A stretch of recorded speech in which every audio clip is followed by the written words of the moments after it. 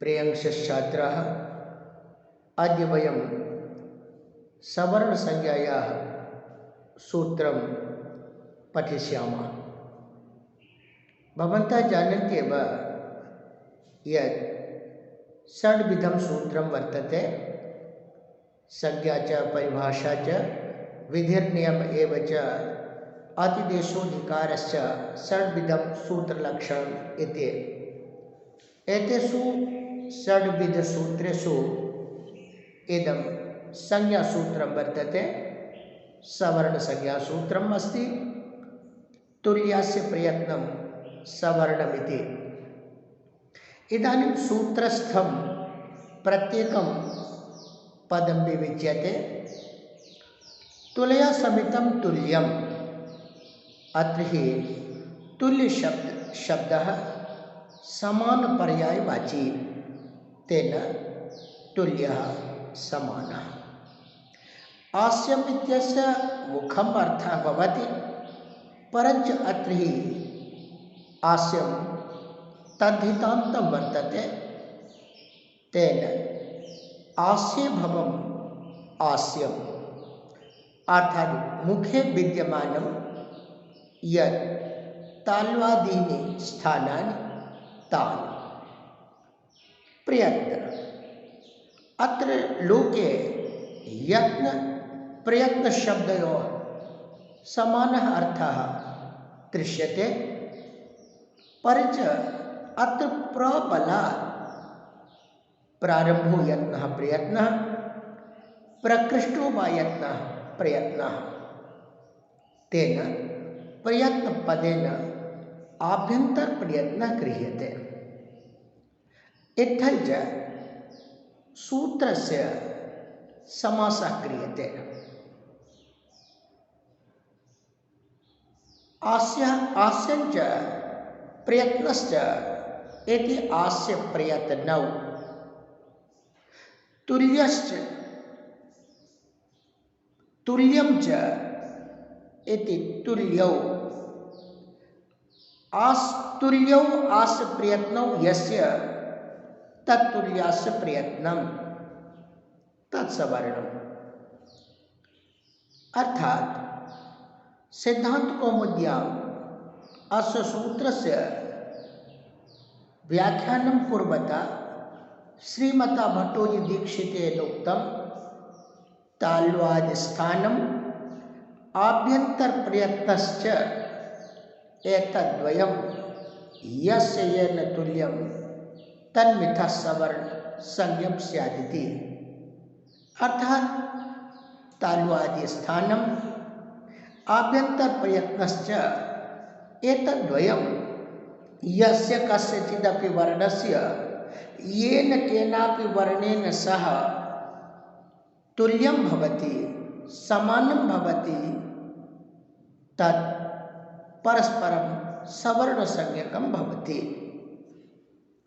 अत्र मया उक्तम् आस्यपदेन स्थानानि गृह्यन्ते, अतएव ताल्वादि उक्तम्। प्रयत्नपदेन आभ्यन्तरप्रयत्नः गृह्यते, तेन आभ्यन्तरप्रयत्नः स्वीकृतः वर्तते। अत्र कस्य जिज्ञासते यत् ताल्वादि इत्यस्य कः विग्रहः?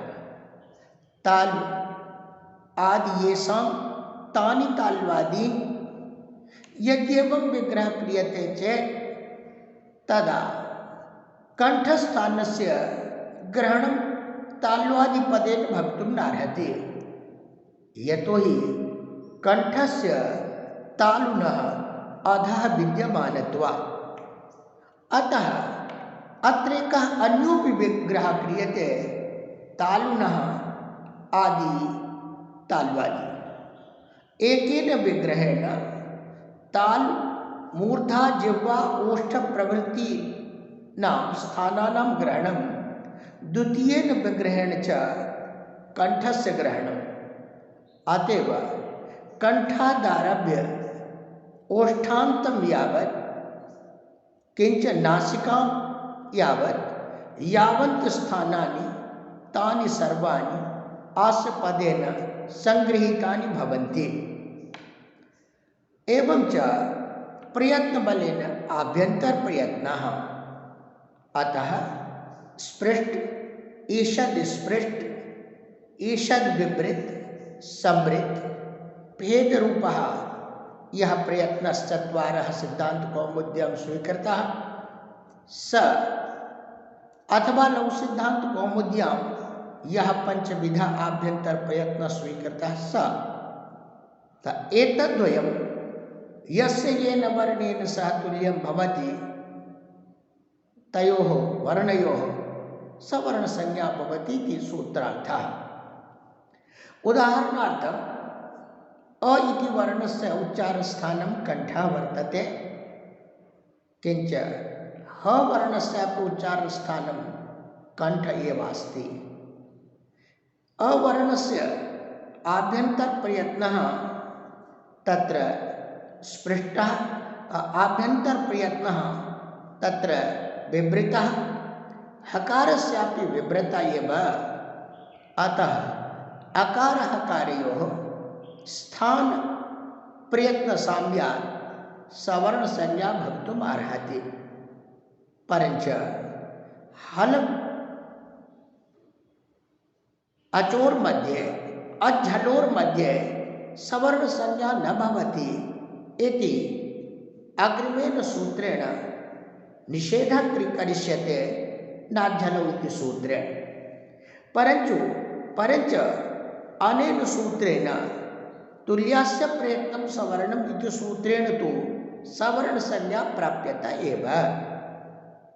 इत्थञ्च यस्य कस्यचिदपि सवर्ण संज्ञा विधीयते तत्र अस्माभिः एतद् द्रष्टव्यं यत् उभयोः वर्णयोः स्थानं प्रयत्नश्च परस्परं समानो वर्तेते न वा। अतएव प्रौढमनोरमायाम् अस्य व्याख्यानं कुर्वता श्रीमता भट्टोजी दीक्षितेन उक्तं तद्वयं पश्यामः। तुल्यस्य प्रयत्नम् आस्यमभम् आस्यं मया उक्तं तद्धितान्तम् आस्यं शरीरावयवात् यत्। आस्यं हि शरीरस्य अवयवः वर्तते, अतः शरीरावयवात् यत् इत्यनेन अत्र यत् प्रत्ययो भवति तेन आस्ये भवम् आस्यम्। अस्य पदस्य सिद्धि इत्थम् अस्ति। आस्य शब्दात् यदा भवार्थे यत् प्रत्ययः क्रियते अनुबंध लोपे च जाते आस्य य अस्याम् अवस्थायां यचि भम इति सूत्रेण हसंज्ञा क्रियते। एवं च यस्येति च इति सूत्रेण आस्य पदस्य यो हि अन्तिमः वर्णः अकारः तस्य लोपः भवति। पुनश्च हलो यमं यमि लोपः इति सूत्रेण यकारस्य लोपः पूर्ववर्तिनः यकारस्य लोपः भवति। तेन आस्य इति नपुंसकत्वात् सोरमि कृते आस्यम् इति रूपं सिद्ध्यति। प्रयत्न शब्द प्र उपसर्ग पूर्वकात् यति प्रयत्ने धातो नंग प्रत्यय क्रियते। नंग प्रत्यान्तस्य पुल्लिंगे प्रयोगः तेन अत्र प्रयत्नः शब्दः भवति इति। तदे प्रौढमनोरमायाः मूले लिखितं यत् आस्ये भवम् आस्यं शरीरावयवात् यत् इत्यभिप्रायेण ताल्वादीनीति उक्तं। ताल्वादी इत्यस्यापि मया उक्तं तालु आदि आदिर्येषां तानि ताल्वादीन् यदि एषः विग्रहः क्रियते तदा कंठस्य ग्रहणं भवितुं नार्हति। अतः अत्र द्वितीयोऽपि विग्रहः इष्यते तालुनः आदि ताल्वादि। अनेन विग्रहेण कंठस्यापि ग्रहणं भवति इति। इत्थञ्च प्रपदेन आभ्यन्तरप्रयत्नस्य विग्रहणं भवति। एतदपि अत्र प्रौढमनोरमायां लिखितमस्ति। प्रशब्दबलात् लभ्यते आभ्यन्तरप्रयत्नः इति। इदानीं विचारः क्रियते यदि यदि उच्चारणस्थानस्य साम्यं न स्यात्, अर्थात् यदि सूत्रे आस्य पदस्य ग्रहणं न स्यात् तदा का हानिः? तदा अत्र उच्यते तर्पता इति। अर्थात् यदि सवर्णसंज्ञायाम् आस्यस्य ग्रहणं न क्रियेत तदा केवलेन आभ्यन्तरप्रयत्नेनापि सवर्णसंज्ञायां जातायां तर्पता इत्यस्य सिद्धिर्भवितुं नार्हति।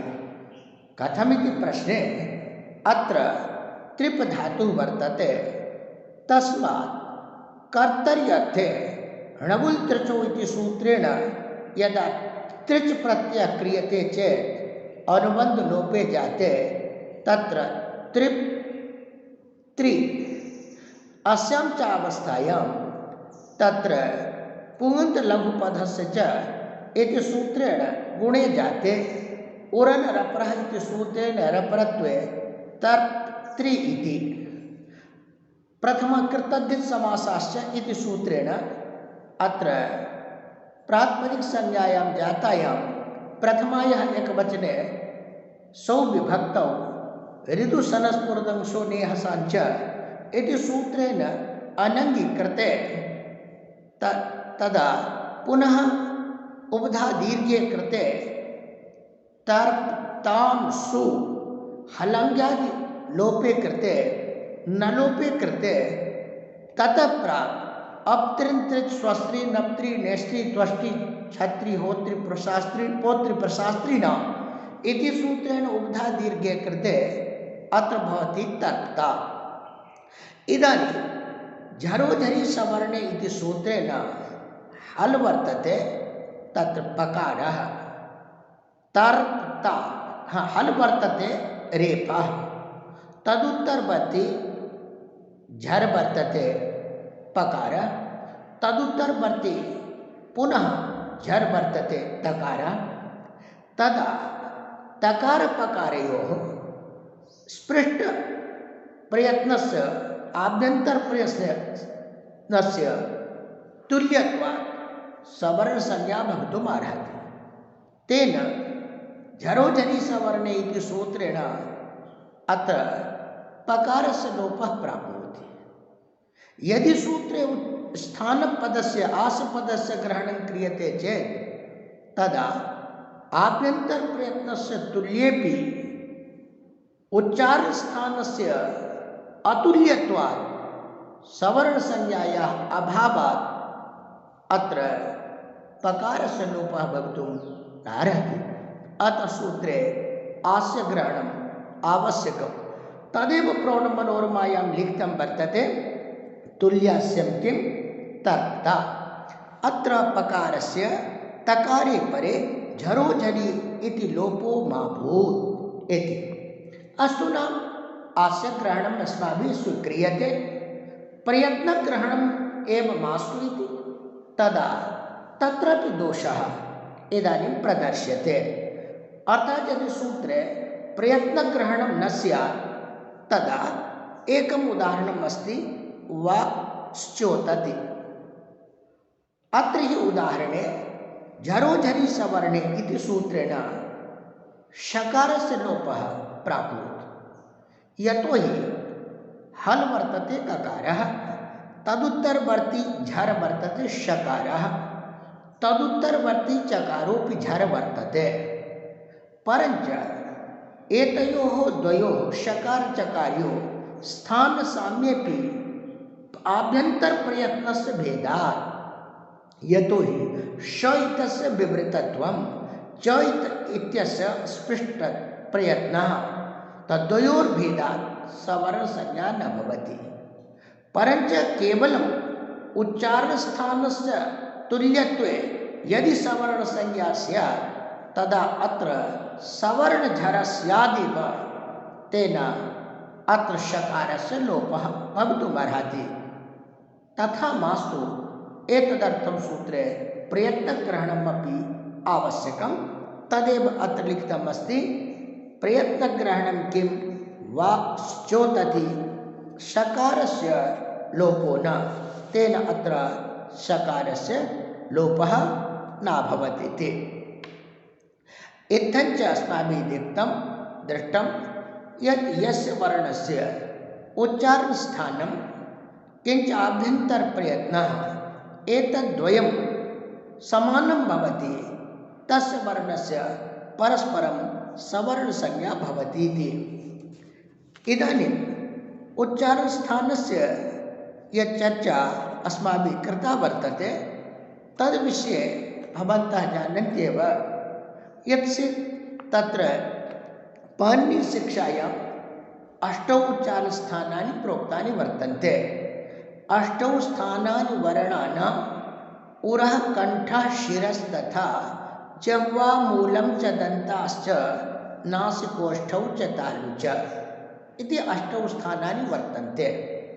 लघुसिद्धान्तकौमुद्यां किञ्च सिद्धान्तकौमुद्यां वर्णानाम् उच्चारणस्थानविषयेपि भवन्तः अधीतवन्तः एव यत् अकुह विसर्जनीयानां कण्ठः, इचुयशानां तालु, ऋटुरसाणां मूर्धा, लृतुलसानां दन्ता, ऊपूपद्मानीयानाम् ओष्ठौ, यमङाणानां नासिका च, एतैतो कण्ठतालु, ओदौतो कण्ठोष्ठं, वकारस्य दन्तोष्ठं, जिह्वामूलीयस्य जिह्वामूलं, नासिका अनुस्वारस्य इति। परञ्च तत्र उरस्थानस्य उल्लेखः नास्ति। पाणिनिशिक्षायां तु उरस्थानं कस्य वर्णस्य एतस्याः उल्लेखः कृतो वर्तते। तत्र हि हकारः पञ्चमैर्युक्तम् अन्तःस्थाभिश्च संयुक्तम् उरस्यन्तं विजानीयात् कण्ठमाहुरसंयुतम् इति श्लोकः वर्तते। अर्थात यदि हकारः अन्तस्थेन वर्णेन सह अथवा वर्गस्य पंचमेन वर्णेन सह संयुक्तो भवति तदा तस्य हकारस्य उच्चारणस्थानम् उरः स्वीक्रियते। परञ्च यदि हकारः केवलः अस्ति एतैः वर्णैः सह संयुक्तः नास्ति चेत् तदा तस्य हकारस्य उच्चारणस्थानं कण्ठः वर्तते इति। अत्र जिज्ञासा क्रियते यत् यमङाणानां नासिका च, अत्र च बलेन किं ग्राह्यं? तदा उच्यते अत्र च बलेन स्ववर्गानुकूलं स्थानं ग्राह्यं।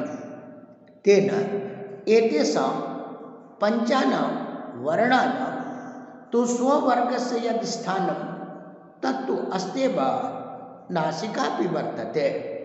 अतएव एते अनुनासिकवर्णाः उच्यन्ते।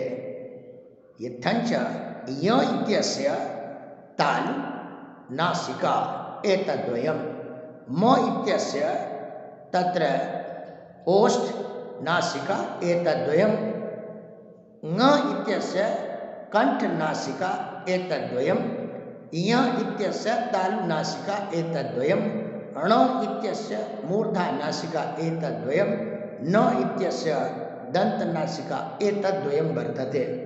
एतदेव प्रौढमनोरमायाः मूले लिखितं वर्तते। यमङाणानां नासिका च इति चकारेण स्ववर्गानुकूलं ताल्वादि समुच्चीयते। स्वस्य वर्णस्य यत् स्थानं स्वकीयं वर्तते नासिका तालु तदपि गृह्यते इति। अनुस्वारोत्तमः अनुनासिकाः एतदपि उक्तं वर्तते।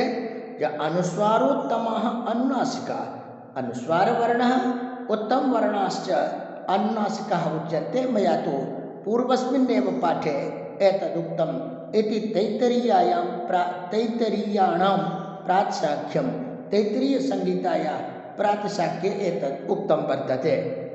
अतएव पाणिनिशिक्षायामपि उक्तं यमानुस्वारनासिक्यानां नासिका, यमानुस्वारनासिक्यानां नासिका एतेषां वर्णानां नासिकास्थानं वर्तते। अनुनासिकाश्चोत्तमा अतः उत्तमाः ये वर्णाः वर्गस्य पञ्चमः वर्णः ते उत्तमाः वर्णाः इति कात्यायनस्यापि वचनं वर्तते। वर्गोत्तमा यमगणानाः अन्नासिका भवन्ति इति तेषां व्याख्यानं वर्तते। इत्थञ्च स्वस्वस्थान्य परित्यागेन स्थान नासिकास्थानं द्वितीयं येषाम् इति तद्भाष्यम्। इत्थञ्च स्वं स्वं स्थानम् अपरित्यज्य यस्य यद् स्थानं नासिका प्रवृत्ति वर्तते तत् स्थानं अपरित्यज्य नासिका द्वितीयं स्थानं भवति इति एतद् भवद्विज्ञेयमिति। किञ्च एतैतो इत्यादौ तपरत्वं नास्ति, यत्तपरत्वं तद् असन्देहार्थम् अस्ति। एतेन ए इत्यनेन दीर्घस्यापि प्लूतस्यापि ऐ इत्यनेन दीर्घस्यापि प्लूतस्यापि ग्रहणं भवति। एवमेव ओदौतो कंठोष्ठम् इत्यत्रापि यो हि इत्यत्रापि यत्तपरकरणं वर्तते तदपि स्पष्टार्थमेव वर्तते, न तु तत्कालग्रहणार्थं। तेन ओ इत्यत्र दीर्घस्यापि ग्रहणं प्लूतस्यापि ग्रहणम्, औ इत्यनेन दीर्घस्यापि ग्रहणं प्लूतस्यापि ग्रहणं वर्तते। इत्थञ्च प्रौढमनोरमा ग्रन्थे सवर्णसंज्ञाविषये यद् उक्तमासीत् तत् इदानीं पूर्णताम् अगात्। इदानीं छात्राणाम् उपकाराय हिन्दीभाषायामपि संक्षेपेण अहं स्वकीयं व्याख्यानं प्रस्तौमि। प्रिय छात्रों, आपने सवर्ण संज्ञा के सूत्र को सुना और सूत्र है तुल्यस्य प्रयत्नं सवर्णम। इस सूत्र में तुल्य पद का अर्थ है समान। तुलया समितम तुल्यम अर्थात तुला का मतलब तराजू। तो तराजू से तौलने पर ही पता चलता है कि कौन समान है, इसलिए तुल्य का अर्थ समान है। और आस्य शब्द यहाँ तद्धित प्रत्यांत आस्य है। आस्य का अर्थ मुख तो होता ही है, लेकिन यहाँ पर आस्य भवम आस्यम है, इसलिए इसका अर्थ हो जाता है मुख में विद्यमान जो उच्चारण स्थान। और प्रयत्न शब्द का अर्थ यहाँ आभ्यंतर प्रयत्न दिया गया है। यद्यपि लोक व्यवहार में यत्न और प्रयत्न दोनों समान अर्थ में है, परंतु यहाँ पर प्र शब्द के बल से आभ्यंतर प्रयत्न लिया गया है। इस प्रकार सूत्र का अर्थ होता है तालु आदि उच्चारण स्थान तथा आभ्यंतर प्रयत्न, ये दोनों जिन वर्णों के परस्पर समान हो उनकी सवर्ण संज्ञा होती है। उदाहरण के लिए अ और ह इन दोनों वर्णों का उच्चारण स्थान कंठ है और दोनों का ही आभ्यंतर प्रयत्न विपरीत ही है, इसलिए दोनों की सवर्ण संज्ञा हो रही थी, जिसका निषेध आगे आने वाले नाजलो सूत्र से किया जाता है। इसका मतलब ये हुआ कि जब सवर्ण संज्ञा को देखना हो तो इन दोनों को देखना आवश्यक होगा। किसी ने यहाँ जिज्ञासा की, यदि सूत्र में आस ग्रहण ना होता तो क्या होता? फिर तो सूत्र का अर्थ होता जिन वर्णों के आभ्यंतर प्रयत्न समान हो उनकी सवर्ण संज्ञा हो, और ऐसा अर्थ करने पर तर्कता इस पद की सिद्धि नहीं हो पाती। इसमें से प का लोप हो सकता था, क्योंकि झरोझरी सवर्णे सूत्र से हल हुआ रेफ, उससे पर में झर हुआ प, उससे पर में समान झ त है, क्योंकि प और त दोनों स्पर्श वर्ण हैं और स्पृष्ट प्रयत्न होने के कारण दोनों समान थे। लेकिन जब सूत्र में उच्चारण स्थान कह दिया गया है तो दोनों के उच्चारण स्थान अलग हैं, इसलिए सवर्ण संज्ञा नहीं हो पाती है और यहाँ पर प का लोप नहीं होता है। इसलिए सूत्र में आस का ग्रहण करना आवश्यक है। इसी प्रकार किसी ने कहा कि यदि प्रयत्न ग्रहण न करते तो उसका समाधान देते हैं, फिर भी दोष होता।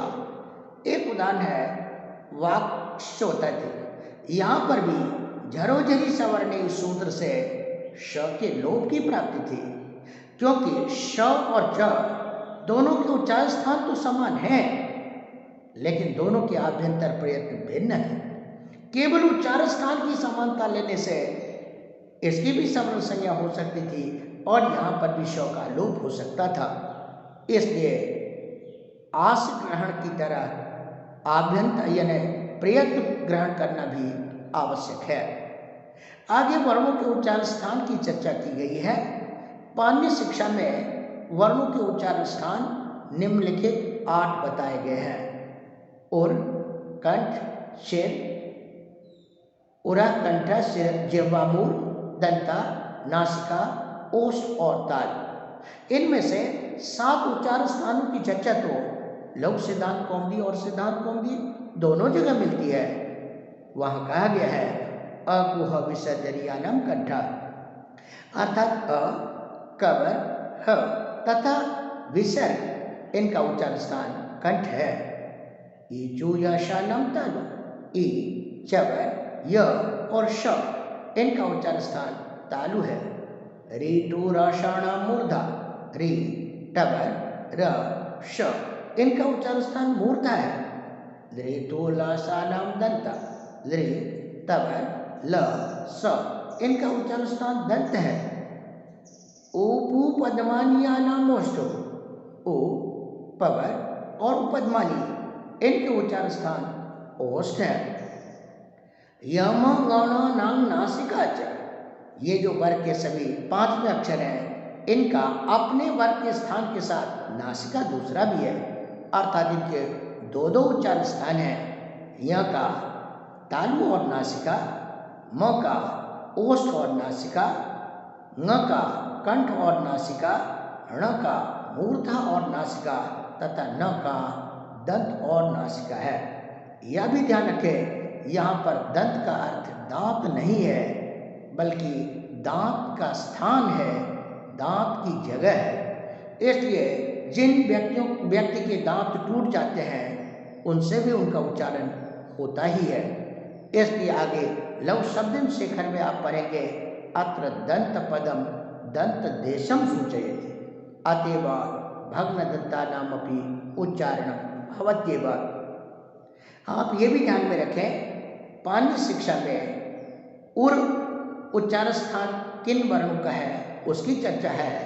वो लिखते हैं यदि ह के साथ अंतस्थ वर्ण या वर्ग के 5वें अक्षर हों तो ऐसे ह का उच्चारण स्थान उर होता है, और यदि इन वर्णों से संयुक्त ना हो तो उसका उच्चारण स्थान कंठ होता है। इसलिए पाणिनि शिक्षा, प्रातिशाख्य आदि ग्रंथों में इन वर्णों को अनुनासिक वर्ण कहे गए हैं क्योंकि इनका उच्चारण स्थान य, म, ङ, ण, न इनका उच्चारण स्थान मुख के साथ साथ नासिका भी है। तो इस तरह से आज हमने वर्णों के उच्चारण स्थान की चर्चा की और सवर्ण संज्ञा की चर्चा की है। आज के पाठ को यही विश्राम समझें और फिर हम अगले पाठ के साथ आपके सामने आएंगे और उस समय हम अधिकार सूत्र यानी पूर्वत्रासितम सूत्र की चर्चा करेंगे। धन्यवाद।